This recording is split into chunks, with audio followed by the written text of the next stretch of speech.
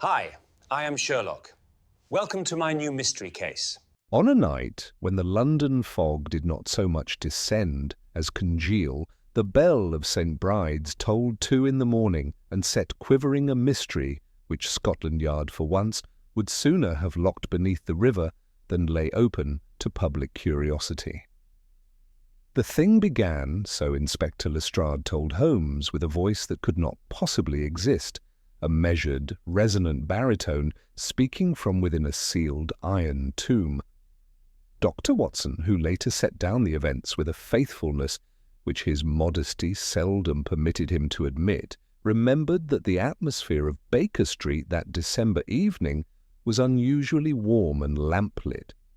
Coal blazed in the grate, the Persian slipper bulged with tobacco upon the mantel, and Holmes, long and lean and more hawk than man when the gay mood was on him, had been drawing slow and melancholy strains from his violin, the tune turning upon itself like a man weighing 2 warring courses of action. He had not yet spoken that day of boredom, but the danger of its approach was written in the restless movement of his fingers and the austere light in his eyes. It was then that Mrs. Hudson announced Inspector Lestrade, and another gentleman whose severity seemed to have been hammered onto his very features. The second visitor wore a frock coat of funereal black and carried with him the faint, metallic tang of cold iron. He introduced himself as Mr. Jonah Wickham, senior warden of St. Bride's Crypt, Ludgate, and guardian of the Whitcomb Mausoleum. "Whitcomb?"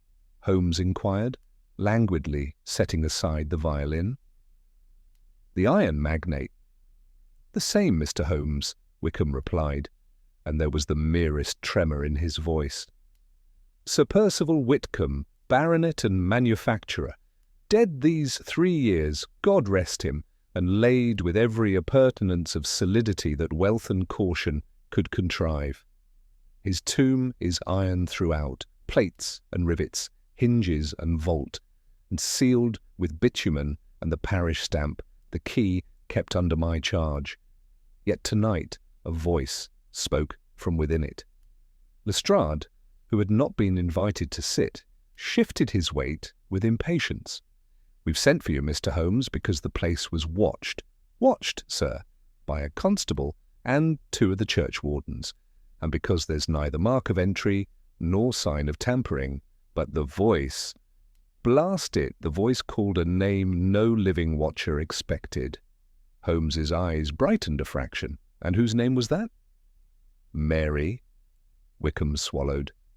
"Not a common Mary, but Mary Davenport, as plain and sorrowful as if a man stood in the nave." It was followed by a verse, scripture, I think, though the shock of it scattered the sequence from my head, and then a sound like a slow tapping, as though a ring struck iron, 1, 2, at the pace of a funeral. Holmes steepled his fingers. "You say the tomb is entirely of iron?" "Entirely, sir. Sir Percival objected to stone and to thieves." "Let me lie in honest iron," he is reported to have said, "and let no chisels profit by me. The door is inches thick, with a single keyhole, and over that—" Wickham faltered and glanced at Lestrade. "A parish seal," the inspector supplied, "a wafer of lead imprinted when the keys turned for the last time after interment. Mind, that seal is unbroken. The bitumen along the hinges is hard as mortar, and there's no mark upon the rivets, no disturbance of the flags and footprints. Well, there are footprints, but they're exactly those you'd expect. The constables, Wickham's, and Mr. Armitage, the other warden, we have measured them." Watson could not help a smile at the familiar scene. The yard exact to a point, but blind to the significance which lay beyond the circumference of their measurements. Holmes did not smile. He leaned forward and with a peculiar intentness asked, "And the hour?" "2 o'clock precisely," said Wickham. We had been doing our rounds and had paused by the Whitcomb Mausoleum for the sake of my nerves. "There has been talk, Mr. Holmes, Londoners will talk, and a crypt lends itself to superstition. Twice this past week, folk from the neighbourhood claimed to hear a man singing far down in the ground after midnight. I told them it was the wind in the gullets and the echo under the tiles. But tonight, the voice spoke a lady's name as clear as any bell, and Mr. Armitage, being a God-fearing man, fainted clean away. When he fell, the tapping ceased. Fainting is an excellent interrupter of the supernatural, Holmes murmured. It compels even ghosts to mind their manners. He rose, crossed to the table, and took up his clay pipe with an air more alert than any stimulant could have produced. What of the interior? You say the tomb was not opened. It could not be, Lestrade answered curtly. Not without breaking the seal and making ourselves liable to the law, and the bishop besides. We examined all we could. There's a slit in the door, a grating, no wider than a thumb. You may put a lantern to it and see nothing but darkness and the plate of the inner sarcophagus, no smell, no draught. Yet Wickham swears he felt, what was it, Wickham? A little coolness, as though a cellar door had shifted, the warden said, flushing. It may have been the night air, but there was also a smudge, Mr. Holmes. On the lower lip of the keyhole, I noticed it when I leaned in, a dark smear like pitch or like the soot that clings under a kettle, but I would not swear to which. Holmes's face altered by degrees as a landscape shifts when a cloud passes and the contours are revealed. "A smear," he repeated. "And the tapping, regular, you say? 1, 2, 1, 2. He marked the rhythm with his pipe stem. "Curious. Curious is an understatement," Lestrade snapped. "We've a crowd gathering already. Rumours travel faster than cabs.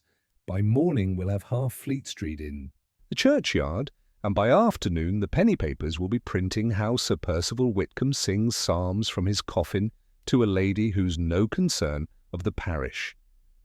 We'd open it now and be done, if the Archdeacon would allow it. But he insists upon witnesses and a legal hand. Meanwhile, my constable Bates swears he heard the sound of a chain within, drawn slowly across metal." Holmes looked from Lestrade to Wickham, and lastly to Watson, with a glint that Watson could not read.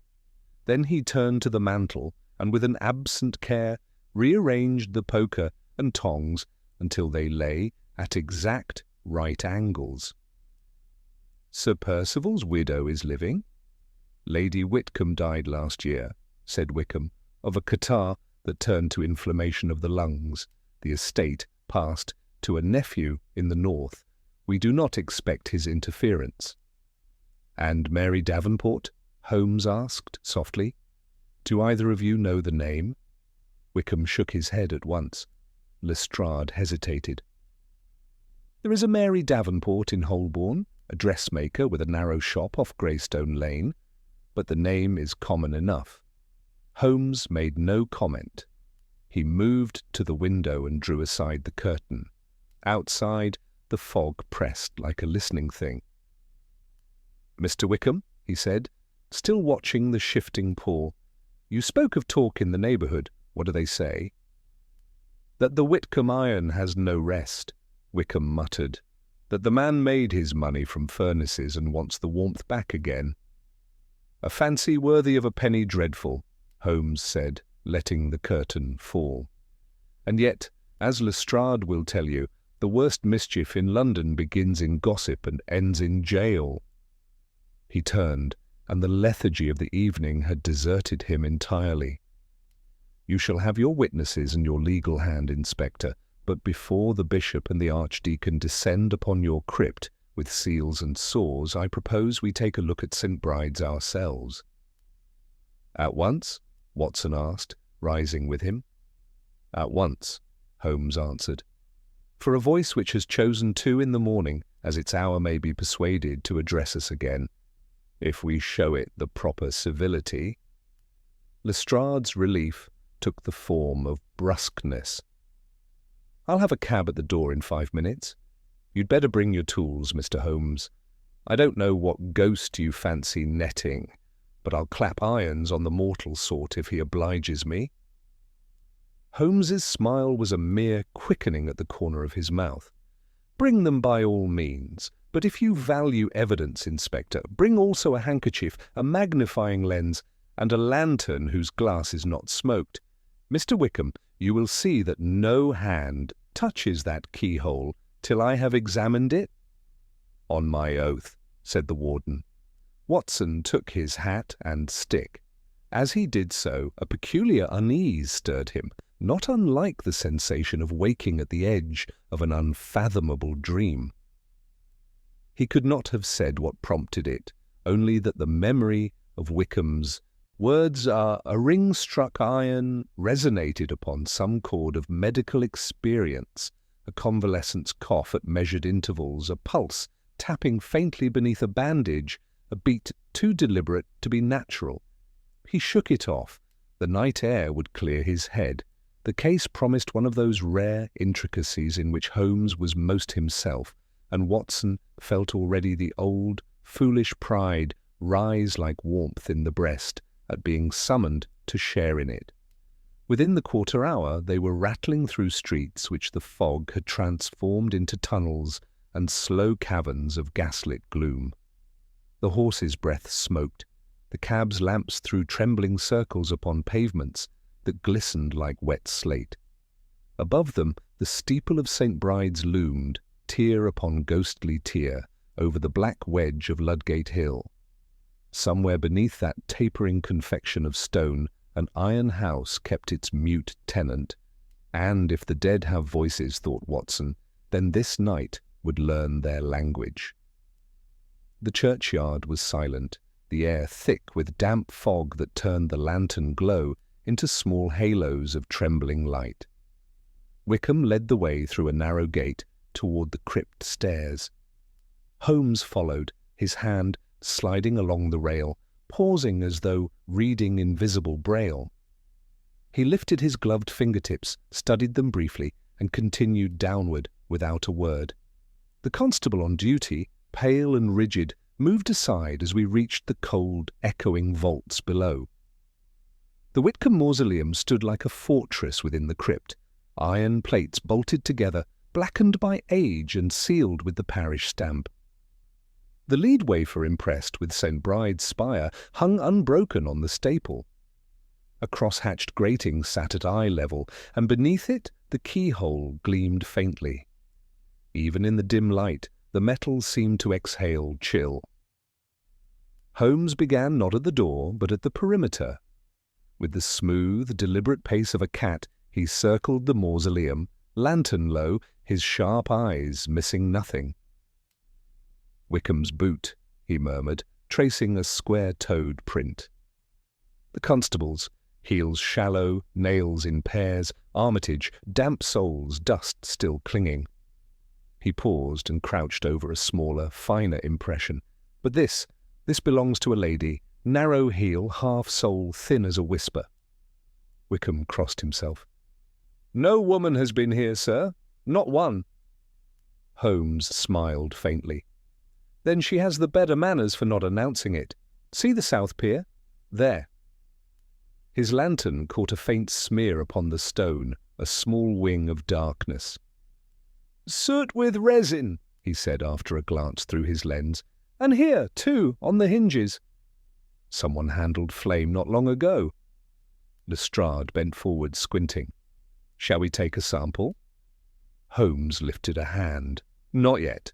First the ear, then the eye. Watson, your stethoscope."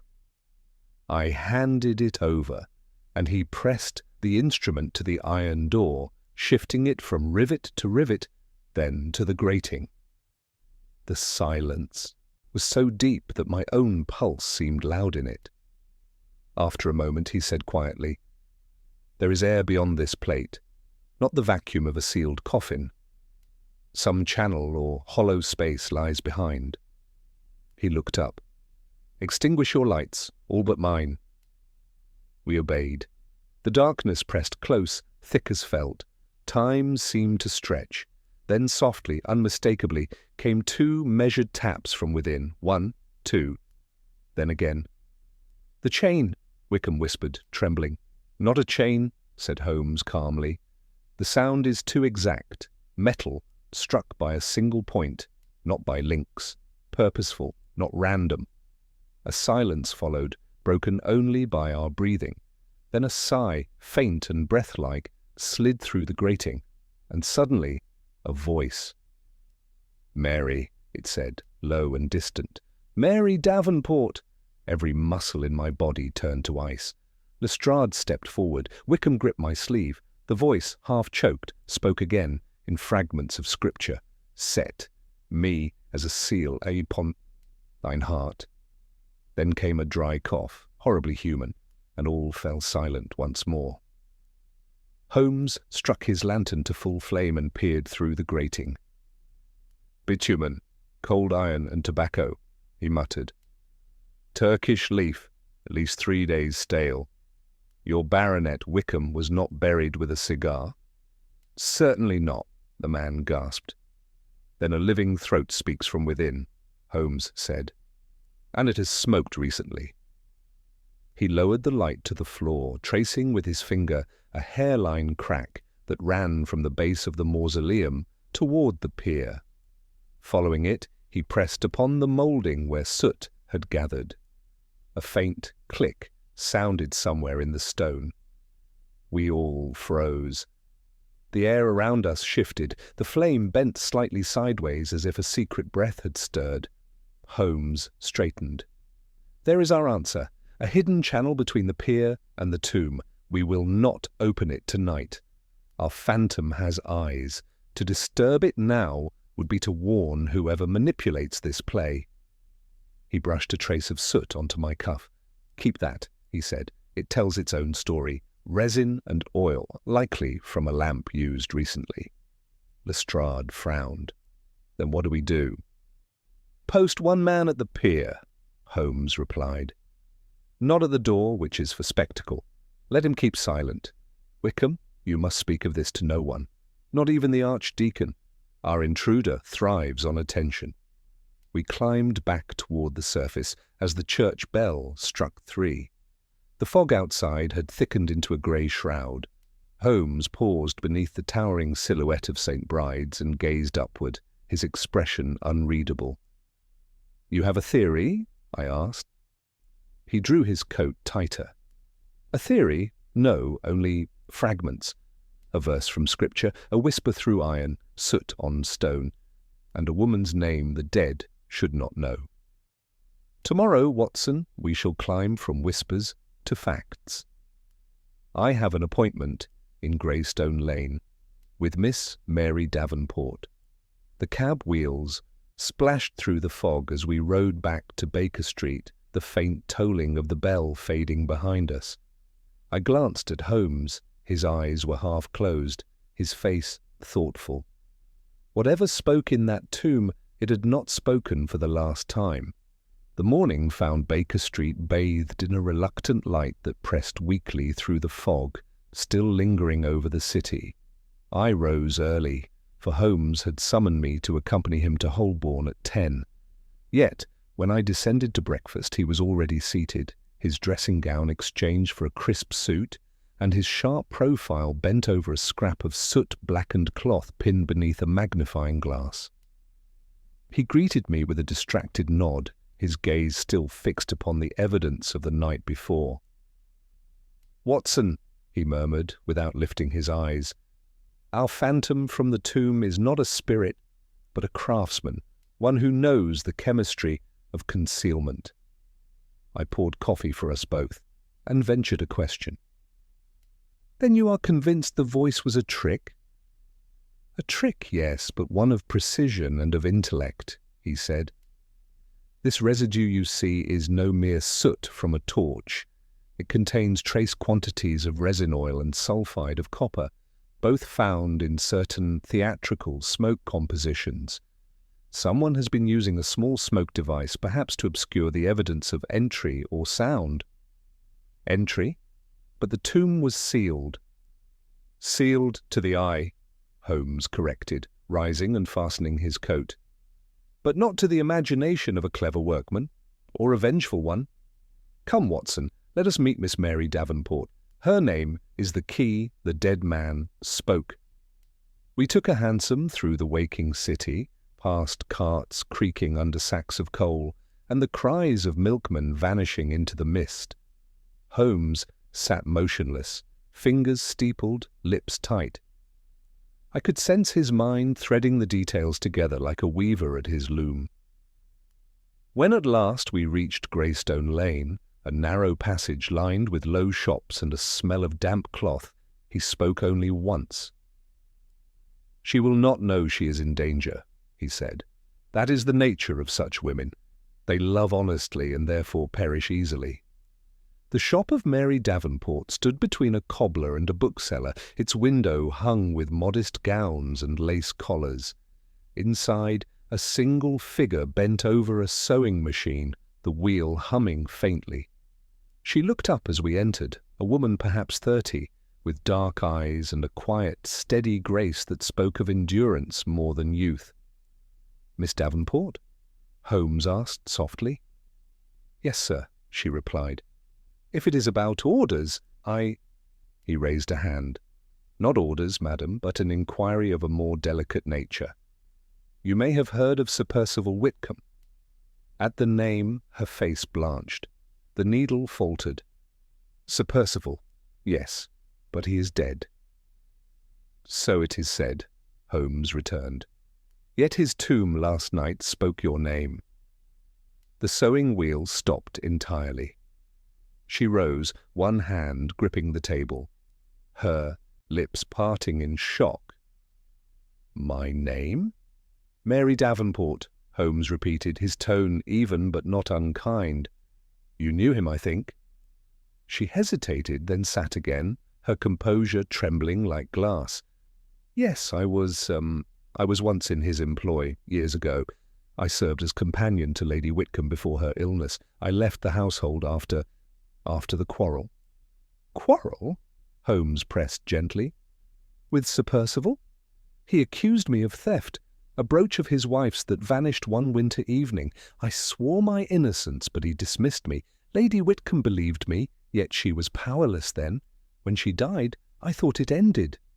Holmes studied her with those cool, searching eyes that saw beyond surface emotion. "And since his death no one has approached you? No letters, no warnings?" She shook her head. "Only one, perhaps 2 months ago. A man came asking after Sir Percival's affairs. He said he was writing a history of the Whitcomb foundry, wished to know the character of its master. He wore a brown coat and spoke with a provincial accent. I thought little of it." Holmes turned slightly toward me. "Watson, do you note the absence of the ordinary?" "I confess I do not," I said. "Then consider. Why should a historian of industry inquire into the personal servants of a dead iron baronet? Why not the foreman of his factory? Unless, of course, his true purpose lay not in history, but in revenge or extortion." Miss Davenport watched him, bewildered. "Do you mean someone seeks to harm me?" "I mean someone seeks to use you," Holmes replied gravely. "The voice that called your name wished it overheard. Such performances are rarely for the benefit of their audience. Tell me, Miss Davenport, do you possess any token from your time in the Whitcomb house, anything connected to Sir Percival?" She hesitated, then went to a small drawer and withdrew a velvet case. Inside lay a ring, iron, not gold, its surface engraved with a pattern of interlocking chains. "He gave it to Lady Whitcomb when the foundry first opened. She said it symbolized strength through unity. When she died, she bade me keep it." Holmes took the ring delicately, holding it beneath the shop's thin light. "Iron," he mused, "and engraved with chains, how poetic of our manufacturer. There are traces here, grease, perhaps machine oil. Do you wear it often?" "Only when I feel afraid," she said softly. "It reminds me of her." Holmes returned the ring with a slight bow. "Then keep it close. Fear, Miss Davenport, may soon be justified, but not if we act swiftly." "Did the man who called call himself by name?" "No, he left none. Then I shall find him by his silence, Holmes said. Watson, we must visit the Foundry records this afternoon. There lies the pattern. As we left, the fog had begun to thin, and the weak sunlight caught the upper windows like molten glass. Holmes paused on the step, his eyes still distant. "She is innocent, Watson," he said quietly. "Yet she stands in the shadow of the iron tomb as surely as we do. The man who spoke that name chose her for a reason. The key to the mausoleum, I suspect, was not forged by a locksmith, but by memory." He hailed a cab. "To Whitechapel Foundry," he instructed, settling into his seat. "Let us see how iron remembers its dead." The wheels turned, the city swallowed us again, and I could not shake the chill that clung to Holmes's final words. Somewhere between the tomb and the shop, the past of Sir Percival Whitcomb had begun to breathe once more. The hansom carried us eastward through a ribbon of streets that seemed to darken with every turning. The smoke of the factories drifted in slow, oily columns across the pale noon light, and the air thickened with that peculiar tang of burnt metal which belongs only to the industrial quarter. Holmes sat silent, his chin sunk deep into his collar, his fingers tracing the pattern of the chain on his cane, as though following a thought invisible to me. At last he spoke, not lifting his eyes from the window. "Watson, I have often remarked that human wickedness, like molten iron, requires the proper mould before it can take shape. The Whitcomb Foundry was precisely that sort of mould, a place where greed, secrecy, and pride could cool into something formidable. We shall see whether the shape it left behind was a man or a ghost." When we arrived at the foundry gates, the clang of hammers and the roar of the furnaces struck us like a living thing. The foreman, a broad, red-faced fellow with a burn mark across one cheek, received Holmes with suspicion. "We don't often see gentlemen here, sir," he said. "If it's about orders, you'll need the clerk's office." Holmes smiled faintly. "Not orders, my good man, questions. You were here during Sir Percival Whitcomb's life?" 22 years, said the foreman, "and 15 since he gave me charge of the works. Hard man, Sir Percival. Liked his iron solid and his men sober. Died as he lived. Shut tight." "Indeed," said Holmes. "Tell me, who succeeded him?" "His nephew, Mr. Harold Whitcomb, though he's rarely seen. He keeps to the estate in Yorkshire. We get letters, cheques, and orders through an agent, a Mr. Fenwick." Holmes's eyes sharpened. "Fenwick? Would this agent happen to be of moderate height, brown coat, and a provincial accent?" The foreman blinked. "Why, yes, been down here more than once these past months. Said he was inspecting old contracts for the family. Knew the foundry's plans better than some of our own men." Holmes exchanged a quick glance with me. "Did he ever show interest in the private vaults, the mould archive, or casting ledgers?" "Come to think of it," the man said slowly, "he asked after the old smelting chamber under the east wing. That one's been sealed since the fire 5 years ago. We told him it was unsafe. He smiled and said, 'Even ashes have a memory.' Odd thing to say that?" Holmes nodded, eyes gleaming. "Very odd indeed. One more question. Was Sir Percival ever known to have quarrels concerning his inventions or patents?" The foreman rubbed his chin. "Aye, there was talk of a design stolen, a process for strengthening cast iron by infusing it with nickel. A fellow engineer, a Mr. Arthur Fenwick, claimed credit once. It nearly went to court, but the case vanished when Fenwick left London. That was years back." Holmes's voice softened almost to a whisper. "So our ghost has a surname after all." He turned abruptly. "Come, Watson. There is something beneath this city hotter than its furnaces." We left the clangor behind, stepping again into the thick mist of the alleyways. Holmes walked quickly, his stride long and sure. "The matter grows more articulate by the minute," he said. "Fenwick, once Whitcomb's rival, now his nephew's agent, a man with both the skill and motive to devise an illusion fit for a resurrection." "But to what end?" I asked. "Why conjure a voice from a tomb? To stir a memory, perhaps, to frighten one conscience or awaken another," he replied. "Remember, Watson, the name spoken was not Whitcomb's, but Mary Davenport's. Our adversary plays upon emotion, not logic. He knows the city's appetite for the macabre, and he counts on the weakness of the innocent." We had barely turned into Fleet Street when a small boy darted from the fog, cap in hand, thrusting a slip of paper toward Holmes. "For you, sir," he said breathlessly. Holmes took it, and the boy vanished as swiftly as he came. He unfolded the note. It was written in a slanting, hurried hand.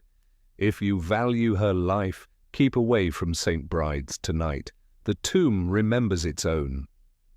Holmes's jaw tightened. He folded the paper carefully and slipped it into his pocket. "An open challenge, Watson. We shall not keep away." We returned to Baker Street in a silence that was more grim than thoughtful.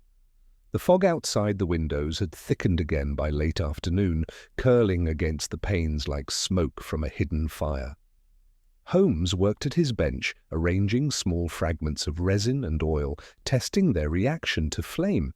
At one point, the mixture flared with a faint greenish hue. "Copper sulfide," he murmured. "Our visitor at St. Bride's left his signature. This compound, when burned, gives not only smoke but sound, a hollow resonance, as though metal itself were speaking. Ingenious, he could project a voice through the grating of the tomb, using the echo of the iron chamber as a natural amplifier." I stared at him in disbelief. "Then the voice we heard was no more ghostly than a ventriloquist trick," he said briskly, "but infinitely more dangerous. To produce it, he must have had access to the inner passage beneath the mausoleum. He is using the old, smelting shaft as his theatre." He straightened, eyes alight. "Watson, tonight we go back to St. Bride's. Bring your revolver and courage." The hours between dusk and midnight passed with leaden patience. When at last we set out, London had sunk once more into the muffled gloom of fog and frost. The cab wheels made no sound on the wet cobbles. As we approached Ludgate Hill, Holmes motioned for silence. The church loomed above us, its steeple lost in cloud, its windows faintly aglow with the watchman's lamp. "Lestrade will meet us within," Holmes whispered. "But we shall take our position early. I intend to catch our ghost in the act." Inside the crypt, the air was heavy with the smell of damp stone.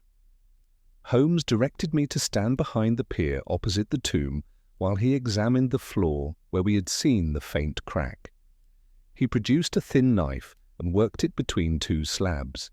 There came a soft click, and a section of flagstone lifted by degrees, revealing a narrow shaft descending into darkness.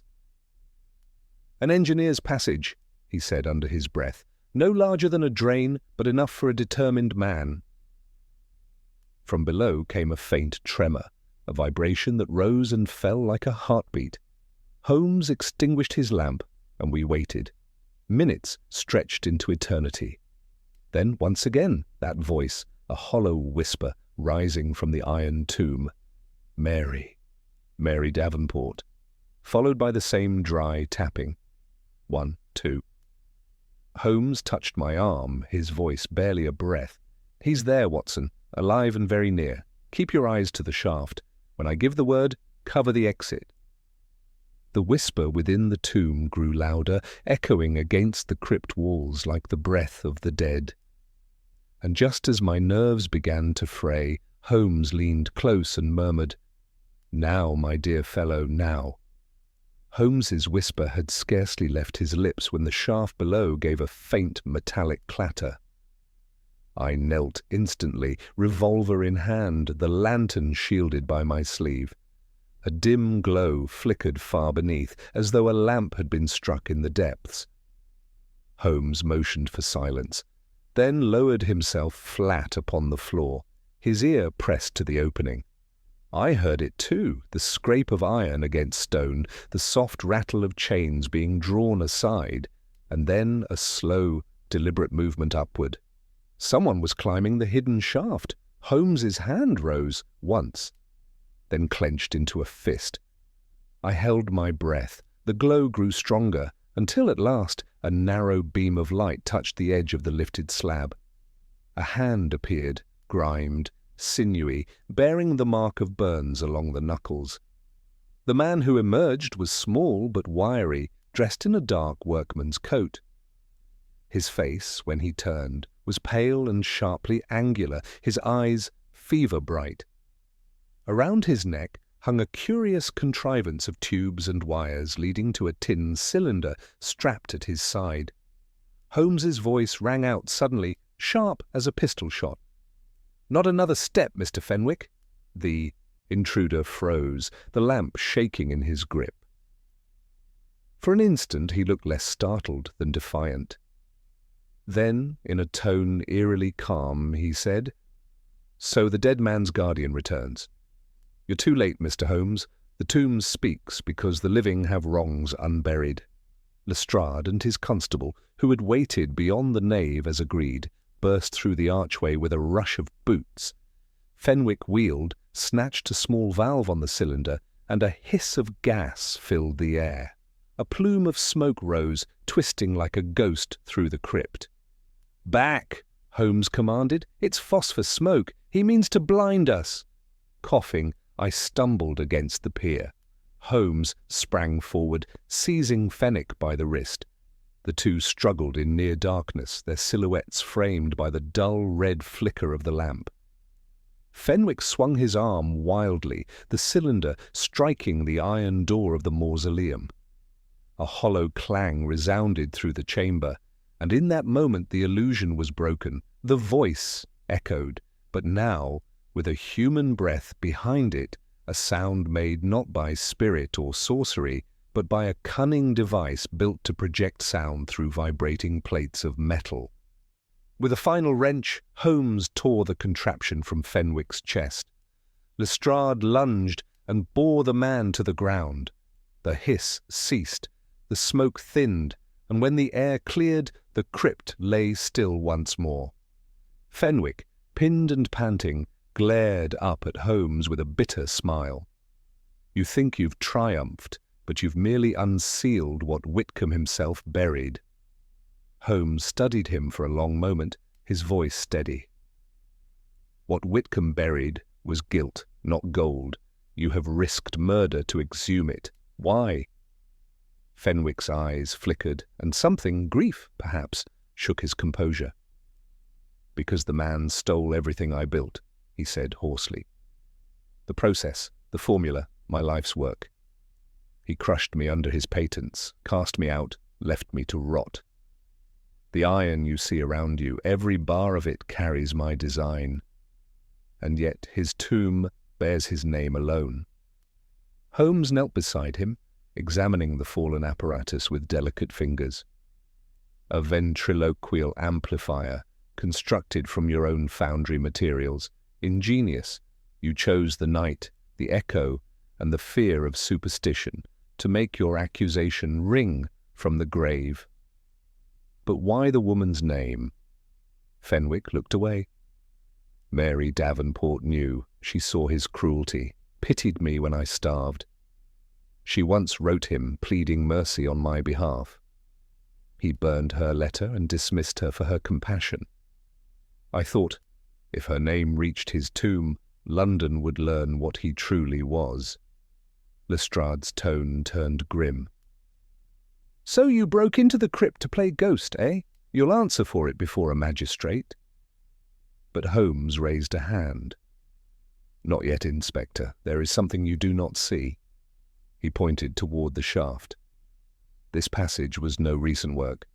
The mortar is old, the edges smoothed by time. Whitcomb himself ordered, This channel built, perhaps as a cooling vent for his iron coffin. It served Fenwick's purpose well, but it was not his creation. He turned his gaze upon the prisoner. "You have given London its tale of haunting, Mr. Fenwick, but not its reason. What did you hope to gain beyond terror?" Fenwick's mouth twisted. "Proof," he whispered. "Proof that I could still be heard, even from below the ground he forced me into." For a moment, Holmes's face softened, just perceptibly. Then he rose and addressed Lestrade. "You will take him, of course, but keep him from the newspapers. The man's madness is as clear as his genius. He has built his guilt into machinery." As Fenwick was led away, the crypt fell quiet, save for the faint rattle of chains as they disappeared up the stair. Holmes stood before the iron tomb, his expression unreadable. "Watson," he said at length, "there are crimes of the intellect as well as of the heart. Whitcomb wronged this man through theft, and Fenwick has answered in kind, with invention turned to blasphemy. Yet there remains one question unresolved." He placed his palm upon the cold surface of the mausoleum door. "When I touched this metal earlier, it was warm." I stared at him. "Warm? But the air here chills to the bone." "Precisely," he murmured. "There is a heat beneath this crypt, a furnace long sealed, perhaps never extinguished. It may serve as the true heart of Whitcomb's resting place, and if Fenwick found access to it, others may have as well." He turned briskly, the gleam of action returning to his eyes. "We shall come again tomorrow in daylight. There is something more here than vengeance, a mechanism, a secret of the dead baronet himself. The tomb's voice was borrowed, Watson, but the tomb itself may yet speak its own truth." We left the churchyard as dawn's first greyness crept through the mist. Behind us, the bell of St. Bride's tolled softly, as if echoing the last of the phantom voice that had haunted the night. Holmes walked ahead without speaking, the faint smoke of his pipe curling upward into the cold air. When at last we reached the street, he turned slightly toward me, his tone low and reflective. "You observed the burns upon Fenwick's hands?" "Yes." "They were old, not new. He has worked with fire, yes, but not recently. Therefore someone else has been in that passage within the past few nights. Someone who left the soot I found before Fenwick's arrival. Our ghost, it seems, may have worn more than one mask." He hailed a cab, his eyes narrowing as the first pale sunlight cut through the fog. "The case, my dear Watson, is no longer one of the dead speaking to the living. It is of the living pretending to be dead, and that is always a far more dangerous art." The fog had lifted by morning, but a curious stillness lingered over Baker Street. Holmes stood at the window, the light cutting across his face in sharp planes, and the smoke from his pipe rose like a thin grey thread, connecting his thoughts to some invisible pattern only he could see. The events at St. Bride's had revealed one villain, but not the full machinery behind the haunting. Fenwick's contrivance had been clever, yes, but there was calculation in it that went beyond obsession. Holmes, who despised unfinished symphonies, had not slept. When I entered the sitting-room, I found the iron ring from Miss Davenport lying upon the table beside a scrap of parchment, its edges blackened by fire. Holmes glanced at me. "Observe, Watson, this was delivered an hour ago by express, addressed not to me, but to Miss Davenport, and redirected here by the postmaster at my request. She did wisely in forwarding her correspondence. Note the writing." I bent over the paper. The script was angular, deliberate, but written in a trembling hand. It bore only one line. "The tomb is not done speaking." Holmes tapped the ash from his pipe. "It is Fenwick's hand, but written under duress. The envelope's dust carries iron filings and resin, both from St. Bride's crypt. Yet our man is presently held under lock at Bow Street. Ergo, someone either mimics his hand or acts with his permission. Either case demands haste. He took up his hat and coat with that restless energy that signalled his mind had leapt ahead of the facts. "Watson, you recall my remark last night, that the warmth upon the mausoleum door was not natural. I intend to learn why. We go to the church, and you will kindly bring the revolver again. There is more fire beneath that tomb than grief." We reached Ludgate by noon. Lestrade, summoned by telegram, awaited us at the gate with his usual expression of grudging curiosity. "You've stirred a fine mess, Holmes," he said. "Word's out that the yard caught a ghost, and the papers are clamouring for the name. But the Archdeacon sent word too. He insists the tomb be opened before sunset, says it's a matter of scandal to the church if we delay." Holmes nodded, his eyes glinting.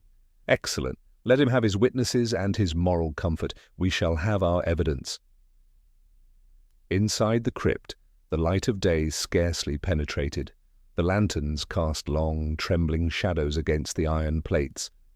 Wickham, pale and trembling, stood beside the seal, clutching his hat. "Mr. Holmes, I kept my oath. No hands touched the keyhole since that night." Holmes gave him a curt nod. "And you've done wisely. Lestrade, the moment the seal is broken, keep the press out and the light steady. I want every inch examined before the Archdeacon's prayers begin." The lead stamp snapped under Holmes's careful blade. He fitted the key and turned it with deliberate slowness. A hollow groan of metal answered. The hinges, though sealed for years, yielded with surprising ease. As the door swung outward, a gust of warm, dry air escaped, an air tainted not with decay, but with the faint, acrid smell of burned oil. Holmes raised his lantern. The interior revealed a coffin of riveted steel, blackened with soot. The plate bore the name Sir Percival Whitcomb, but what drew the eye was the outline of pipes running from beneath the coffin into the stone floor, a network of thin channels precisely laid. "Good heavens," I murmured. "The tomb was built as part of the foundry itself." "Not merely a tomb," Holmes said, "a furnace in disguise. Observe the valves along the wall, and here—" he pointed to a small lever half concealed beneath the coffin's edge. "A draught control. Sir Percival built his own monument as an experiment in heat preservation. The iron would remain warm, the seals unbroken, the air inside dry. Ingenious and grotesque in equal measure." Lestrade frowned. "But what purpose would that serve?" "To preserve the body or destroy it," Holmes replied. "A perpetual kiln, hidden beneath a saint's foundation. The mechanism still breathes, and that warmth I felt before was not superstition but machinery." He knelt, striking the stone with his knuckles. A hollow ring answered. "There is a chamber below. We shall open it." We moved the iron plates with great effort, the sound echoing like the groans of some buried creature. Beneath lay a narrow cavity, lined with brick, in which ran a small furnace, its embers faint but living, like the dying heart of a machine that refused extinction. Along one wall stood a metal box, fitted with bellows and a small wheel. Holmes examined it minutely, his expression tightening with every discovery. "Fenwick's device was a child's toy compared to this," he said softly. "This contrivance could project sound through the very iron of the tomb. It was built by Whitcomb himself, no doubt, as part of his experiments with resonance. But someone has rekindled it. The heat is too recent, within the last 48 hours. Lestrade swore under his breath. "Then someone's been here since you caught that lunatic." Holmes looked up sharply. "Not someone, Inspector, the same mind. Fenwick may be a captive, but he is not the only keeper of his secret. I told you the soot on the hinges was older than his return. There is an accomplice still at large." At that moment, Wickham gave a cry. "Look, sir, there's parchment within the coffin." Holmes seized his lantern. Inside, resting atop the blackened lid, was a folded document, its edges crisp with heat. He lifted it carefully and read aloud the heading: "The Whitcomb Process. Confidential Patent Draft." Beneath, in a trembling signature, stood two names: Percival Whitcomb and Arthur Fenwick. Holmes's mouth curved in grim understanding. A partnership, then. Whitcomb stole not by force, but by contract. He suppressed the co-inventor's rights and buried the evidence, literally, with himself. Fenwick's vengeance was not delusion, Watson. It was justice twisted by neglect. He turned the paper toward the light, and I saw, at the bottom margin, a fresh scrawl in ink, darker than the rest. "You have opened the tomb. Now open the truth?" Lestrade's voice was low. "What devilry is this?" Holmes's gaze moved from the writing to the coffin itself. "No devilry, Inspector, only design." Whitcomb's final safeguard was the knowledge that his secret, once exhumed, would damn both him and his rival. But there's something missing. He gestured toward the pipes. "One valve remains closed. That, I think, leads not to the furnace, but to the old smelting tunnels under Ludgate." He rose, the steel glinting in his eyes. "Watson, tonight we go below those tunnels. Whoever reignited this fire does not haunt graves for poetry. There is wealth, invention, or blackmail buried deeper still. The tomb's voice is silent for now, but I assure you, it will speak again before the night is over." Evening came down over London like a damp curtain, the fog thickening once more until the gas lamps were halos without substance, and the sound of the traffic drifted through it as through a dream. Holmes and I returned to Baker Street only long enough for him to collect a coil of rope, a small lantern, and a case of chemical compounds, which he handled with the tenderness of a violinist lifting his bow. He spoke little during the preparations, but his eyes burned with that peculiar intensity that meant his deductions had crossed from theory into certainty. "The pattern completes itself, Watson," he said at last, fastening his cloak. "We are no longer following ghosts or guilt. We are tracing the final act of a partnership whose betrayal smouldered like this furnace beneath St. Bride's. Tonight we extinguish both." We took a cab to Ludgate as the cathedral bells marked the 9th hour. Wickham met us by the gate, pale and frightened. "Mr. Holmes," he whispered, "the Archdeacon ordered the tomb resealed this afternoon, yet when I returned at dusk the door stood open. I swear by heaven I locked it." Holmes's face hardened. "Then our accomplice wastes no time. Lead us to the crypt, but quietly." Inside, the air was unnaturally warm. The furnace Holmes had exposed earlier glowed faintly through the cracks of the flagstones, and the scent of burning oil tainted every breath. Holmes knelt immediately beside the open valve, touched it, and drew back his hand. "Hot," he said. "The draft is flowing downward, not up. The fire's being fed from below. Someone's rekindled the lower smelting line." I watched him strike a match, shielding the flame with his hand. The light caught the outline of a narrow passage leading from the furnace cavity into a deeper shaft, the mouth of which gaped like the throat of some sleeping machine. "This," he said quietly, "is the heart of the Whitcomb enterprise. Watson, do you recall Fenwick's remark that Whitcomb stole his process for fortifying iron with nickel? This tunnel would have served to test the compound's resistance to heat and pressure. What better tomb for an Iron King than his own invention? Lestrade arrived moments later, grim and sceptical as ever, but not foolish enough to argue. "You're not seriously thinking of going down there?" he said. Holmes's answer was already halfway through action. He looped the rope to the nearest pier and began lowering himself into the shaft. "If the flame rises, follow quickly," he said. But bring water and sand, not courage." I followed him into the narrow darkness, the air growing thicker as we descended. The walls glistened with moisture and soot. The heat grew oppressive. At length, the shaft opened into a cavernous space, an underground chamber of brick and steel, half foundry, half tomb. Great pipes curved upward into the unseen depths, and in the centre stood a rusted furnace that pulsed faintly with life. Holmes raised his lantern. "Observe, Watson, the lower smelting vaults of St. Bride's, forgotten when the church expanded above. Whitcomb must have built his mausoleum directly over them, ensuring his eternal warmth.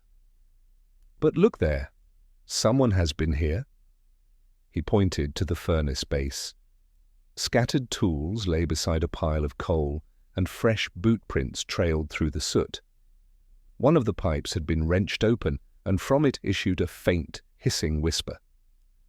Beneath the furnace, a small box stood connected to the pipes by narrow wires, the twin, in miniature, of Fenwick's speaking device.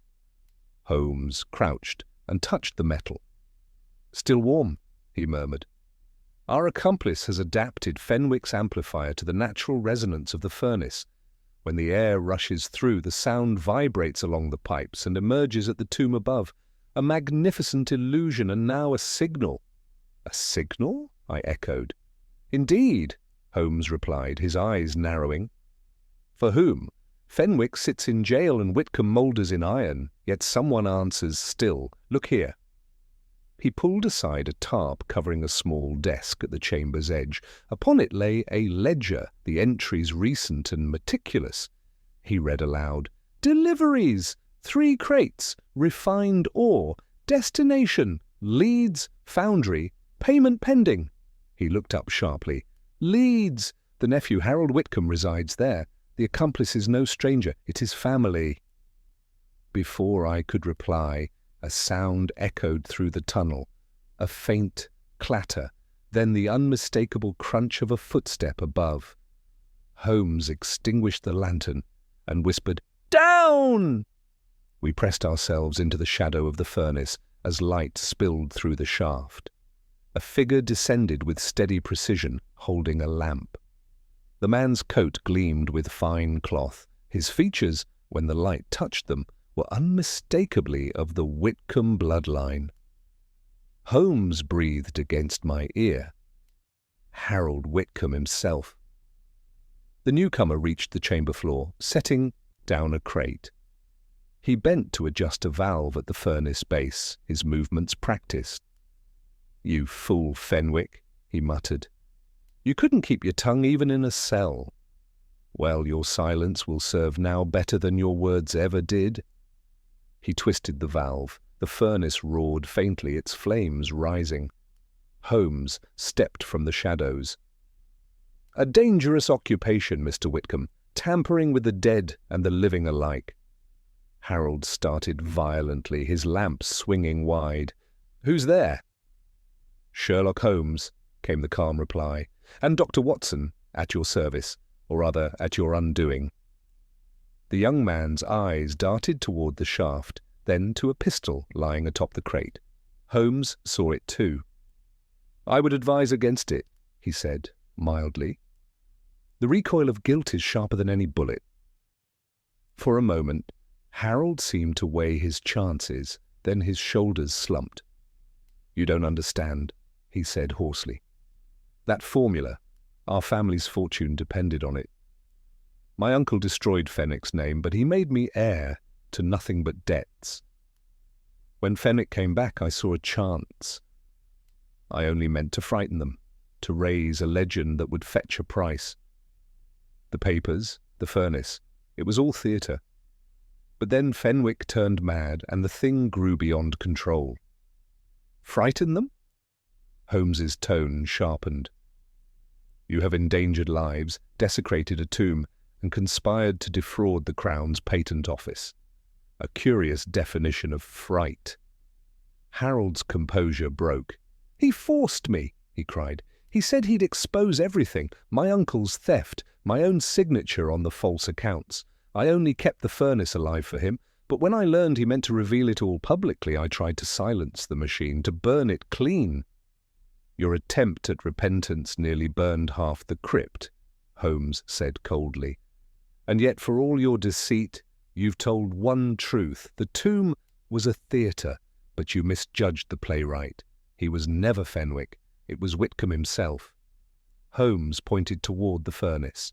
"He built this not to preserve his body, but to preserve his secret. His death sealed both invention and guilt beneath one monument. You, sir, merely reopened the stage." At that moment, Lestrade's voice echoed faintly from above, followed by the sound of boots on the ladder. Holmes seized the ledger, shut his case, and said quietly, "Your audience approaches, Mr. Whitcomb. Best prepare your final act." As Lestrade's lantern flared into the chamber, Harold turned pale as wax. The furnace hissed again, louder now, its fire reflecting in his terrified eyes. Holmes turned away, murmuring to me, "Watson, note it well. The dead may sleep, but the machinery of their sins runs until someone cuts the power. Tonight we shall see if justice can douse a flame that has burned for 20 years. The flames in the furnace guttered as Lestrade descended, his lamp casting wild arcs of light upon the sweating brickwork. The heat in that subterranean vault was unbearable, and the air trembled with the dull hum of the pipes overhead. Harold Whitcomb had backed himself against the wall, his face drawn and pale, as though the furnace itself had begun to drain the very blood from him. Holmes stood composed, the shadows carving deep lines into his features. There was in his eyes that peculiar gleam I had come to know, the moment before his mind snapped the last piece of a puzzle into place. "Inspector," Holmes said coolly, "you will see to it that Mr. Whitcomb does not mistake the road to the shaft for one leading to redemption. We have not yet finished here." Lestrade's men took hold of the trembling air, while Holmes crouched again beside the furnace, his fingers probing the mechanisms like a surgeon searching for the pulse of a dying man. "It is remarkable," he murmured, "how vanity survives even the grave. Observe, Watson, see the mechanism built beneath the grate. This wheel regulates the oxygen flow. It was designed not for destruction, but for demonstration. Sir Percival Whitcomb's final conceit was that his invention should live after him, even if his name were dust. The furnace was meant to run indefinitely, fed from the city's own gas supply through a pipe that once connected to the foundry main. Ingenious and mad. Lestrade peered closer, beads of sweat glistening on his forehead. "Then what's the danger?"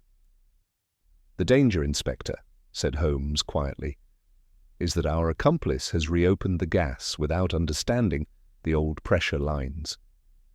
The flow is building even now, and if it ignites at full strength, not only will this vault collapse, but half the churchyard above may follow it."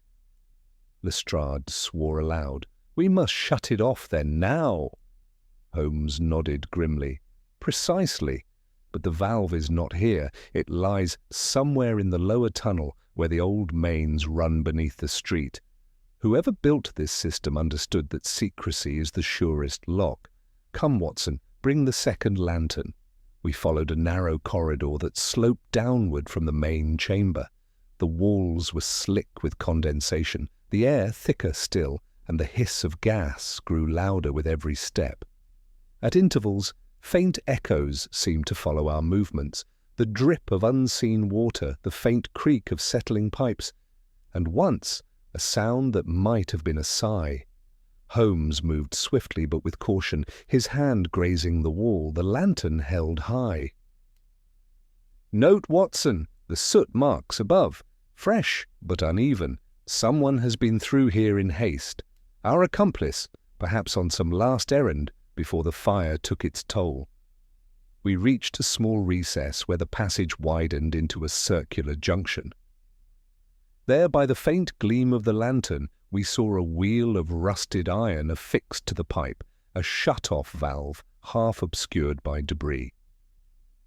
Holmes set down the lantern, and began clearing the stones with quick, deft movements. Suddenly he froze. His voice, when he spoke, was scarcely above a whisper. "Step back, Watson. The debris hides something more deliberate." I obeyed at once. Holmes brushed away the final stones to reveal a small box attached to the pipe by copper wires, the unmistakable components of an igniter. "A detonator," he said. "Crude, but effective. Our friend intended the furnace to die with witnesses. The spark would have leapt from here the moment the valve was turned." A cold dread passed through me. "Then we cannot stop it?" "On the contrary," said Holmes, his eyes glinting with sudden excitement, "we shall stop both the gas and the man who placed this trap. Hand me the insulated pliers." With the steady precision of a craftsman, he cut the wires one by one. The faint hum of the current ceased, and the valve stood exposed. "Now," he said softly, "turn it slowly." Together we applied our weight, and with a groan of protest, the wheel began to move. The hiss of gas dwindled, faded, and at last died altogether. The silence that followed was immense, a silence filled with the faint echo of our own breathing. Holmes straightened, wiping his brow. "That, I think, concludes Sir Percival's posthumous fireworks. Come, we must return before Lestrade loses his patience or Whitcomb his courage." We retraced our steps to the main chamber, where Lestrade stood guard by the furnace. Harold Whitcomb had sunk onto a crate, his hands trembling. "I didn't mean it to go so far," he muttered. "I only wanted them to believe, to see what the name Whitcomb still commanded.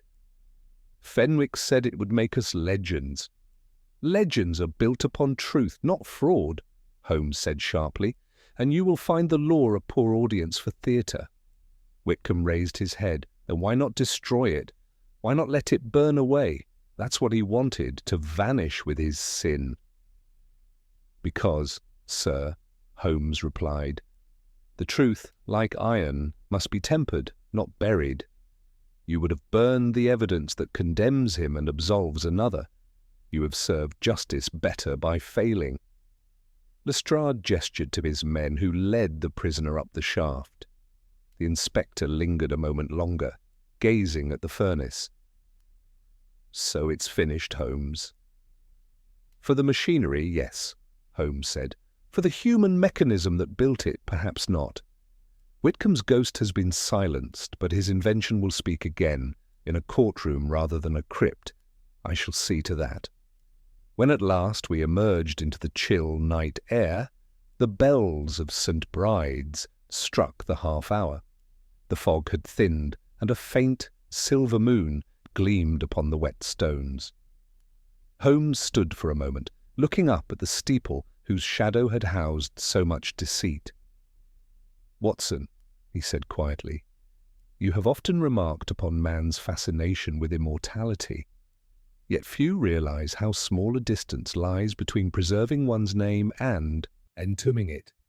Whitcomb sought eternity through iron, Fenwick through vengeance, his heir through deceit. In the end, each forged his own chain." He turned, and the lamplight caught the faint smile that played at the corner of his mouth. "Come, my dear fellow, let us leave the dead to their silence. There is work to be done and a case to be written. I suspect you'll find the title easily enough." And though the night was still heavy with the scent of smoke and oil, I felt, for the first time in many days, the clear breath of London stirring once more, cleansed perhaps by the truth that had risen from the tomb. The following morning was clear and brittle with frost, a London rare in its honesty, and yet the peace of that pale sunlight felt ill at ease. Holmes, though outwardly tranquil, had that restless precision of movement which signalled an unsettled mind. He moved about the sitting room like a conductor preparing a final note, setting his chemical flasks in perfect alignment and tapping the morning paper as if it too were a suspect refusing to confess. The headlines had already begun their clamour. "Ghost of St. Bride's, silenced by Mr. Sherlock Holmes," shouted one. "Iron Tomb, mystery solved, a scientific hoax," declared another. Yet Holmes's eyes passed over them with no satisfaction. "Public applause," he muttered, "is the reward of the mediocre. What interests me, Watson, is that which the newspapers do not print." He tossed the paper aside and held up a letter sealed with red wax. "This arrived not an hour ago, from Bow Street." "Fenwick?" I asked. "Precisely." He broke the seal and read aloud in a low tone. "Mr. Holmes, the tomb may sleep, but the fire remains. I beg you to come. I have remembered something about the formula." Holmes folded the note with unusual care. He writes as though from the edge of delirium. Yet the handwriting is firm. There is lucidity beneath the fever. We must see him at once. Within the hour, we reached Bow Street. Fenwick was confined in a small, bare room, whose single window admitted the pale glare of morning. His once defiant expression had given way to something quieter, though the spark of intellect still burned in his eyes. Holmes greeted him gravely. "You sent for me, Mr. Fenwick." "Yes," Fenwick rasped. "The fire in the tomb was not the only one I built. There was another, one that cannot be extinguished by your clever valves. It burns here." He pressed his fist against his chest. "The formula, our process. It is not merely a mixture of nickel and carbon, as Whitcomb claimed. There was a third element, one he did not understand. When combined, it yields not stability, but decay. The iron corrodes from within. He thought he'd created permanence. He had made destruction." Holmes leaned forward, every nerve alive. "And you withheld this from him?" "I tried to warn him," Fenwick said, "but he laughed. He built his tomb from that same compound, thinking it proof against time, and now the mausoleum itself will fail, the iron will rot, the joints will burst. The crypt beneath St. Bride's is a death trap waiting to yield its secret." Holmes rose abruptly. "Good God, Watson! The furnace we left dormant may yet consume more than air. If those walls collapse—" I was on my feet before he finished.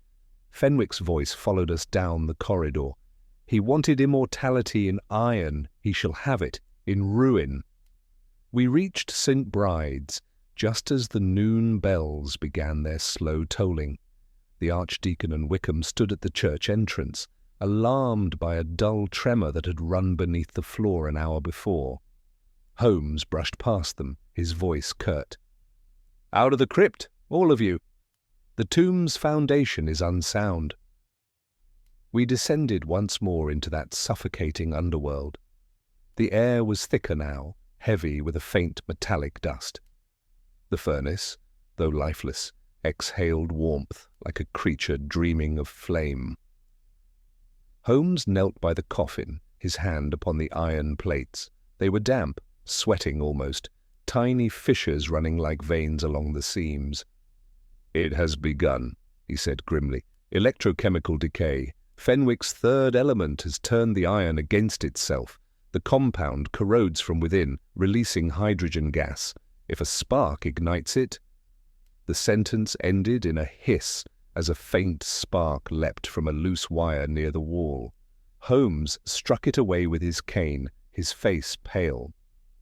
"We must vent this chamber, or the entire crypt will explode." He moved swiftly to the valve system he had examined the previous night.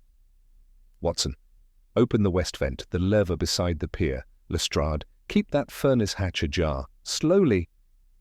The hiss grew louder as the gases escaped. For a moment I feared the air would ignite, but Holmes's mastery of the mechanism was absolute. The pressure lessened. The walls groaned but held. Wickham's voice echoed faintly from the stair above, crying prayers into the stale air.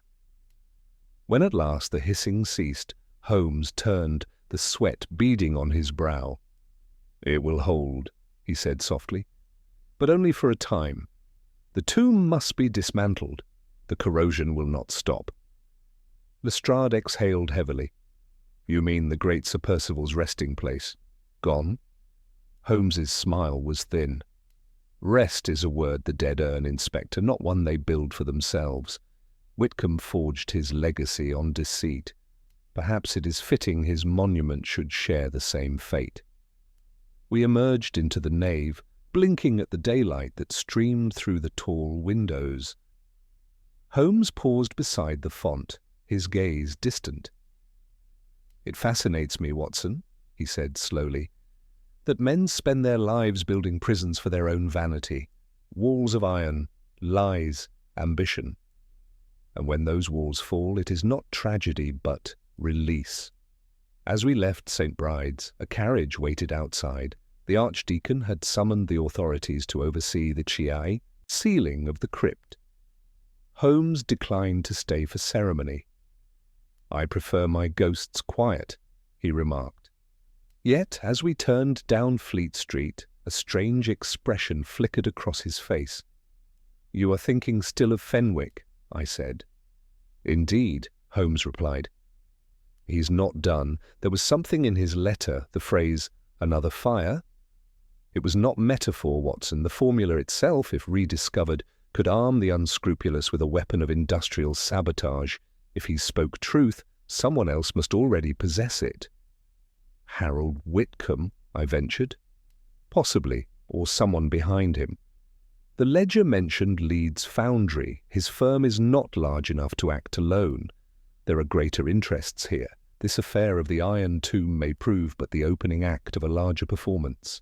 He glanced eastward, where the fog was returning in soft veils, and his tone deepened. "You see, my dear fellow, the dead are rarely content with silence. They leave echoes, in formulas, in fortunes, in men. We shall hear them again before long."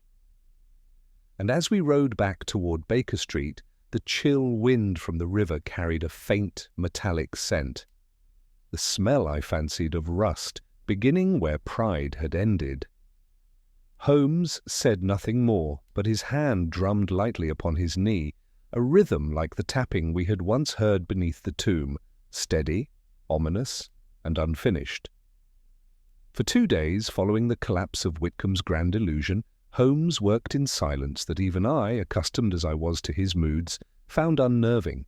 He refused visitors, dined little, and sat long into the night by the fire, with the corroded scrap of iron we had taken from the tomb laid before him like a relic of some unholy saint. I heard him mutter fragments of chemical equations under his breath, the scratch of his pen occasionally breaking the stillness. The smell of burnt resin lingered in the air. When at last he spoke, it was not to me but to the city itself, as though London were an adversary capable of hearing him. "Watson," he said one evening, turning abruptly from the fire, "do you recall the faint markings I observed on the inside lid of Whitcomb's coffin? The patterns that appeared accidental, as though made by corrosion?" "I do," I replied. "They resembled a form of etching, lines branching like veins." "Precisely, but they were not the product of decay. They were deliberate, a cipher etched into the metal itself by chemical reaction.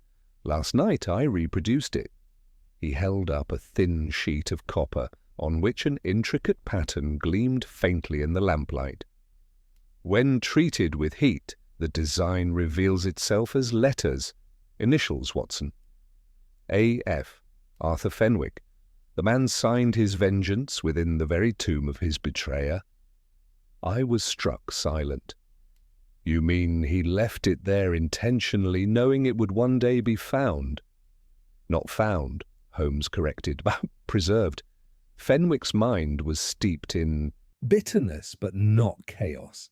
He knew Whitcomb would use the flawed formula for his own tomb, and that the corruption of the metal would one day reveal his name as surely as rust reveals blood beneath a blade. It was his final proof, buried deeper than any contract." He drew from his pocket a folded sheet. And here lies the greater danger. Fenwick's formula, as he confessed, yields instability, metal that eats itself from within. Yet in another ratio it produces the opposite, a strength beyond steel, nearly incorruptible, a gift to civilization or a weapon to those who would misuse it. You see now why he called it another fire. He feared its rediscovery. A knock interrupted him. Lestrade entered, his face grim. "Holmes, we've had trouble in Leeds. The Whitcomb nephew was transferred there yesterday. Early this morning the foundry went up, an explosion that shook half the district. No survivors in the main chamber." Holmes's eyes narrowed, the flicker of the fire mirrored in them. "How convenient. And what of the ledgers, Inspector?" "Gone," Lestrade said. "Burned or stolen, no one can say which. The manager swears a stranger visited 2 nights ago, tall, foreign-looking with a scar along his jaw. Claimed he represented an investor from Vienna." Holmes's expression grew distant, calculating. "Vienna," he repeated softly. "The industrial syndicates of the Danube have long sought an alloy to rival British production. If the formula fell into their hands, England would find itself at a disadvantage no fleet could correct. The motive is no longer vengeance, but power." He stood abruptly, his energy rekindled. "Lestrade, send a telegram to the Austrian consulate. Describe our man as you've done. I expect you'll find him registered under a commercial pseudonym. Watson, pack your medical case. We leave for Leeds by the night train." The journey north was bleak and cold, the compartment rattling through the fog-bound countryside. Holmes spoke little, though his mind was plainly in ceaseless motion.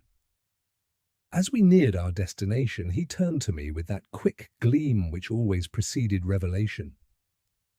"Watson, do you recall the resonance we heard within the tomb, the voice that seemed to bloom from the iron itself? The principle behind it is simple: vibration transmitted through metallic structure. Imagine that same resonance applied to a bridge, a ship's hull, a foundry's chamber. The right frequency could shatter iron as glass. Fenwick's formula, in enemy hands, would not only build machines, it could unmake them. When we reached Leeds, the destruction was worse than I imagined. The foundry lay in ruins, its girders twisted, the air still acrid with smoke. Holmes examined the wreckage in silence, his fingers tracing the edges of a melted pipe. "Too precise," he murmured. This was not the chaos of accident. It was controlled ignition, detonation, timed and targeted.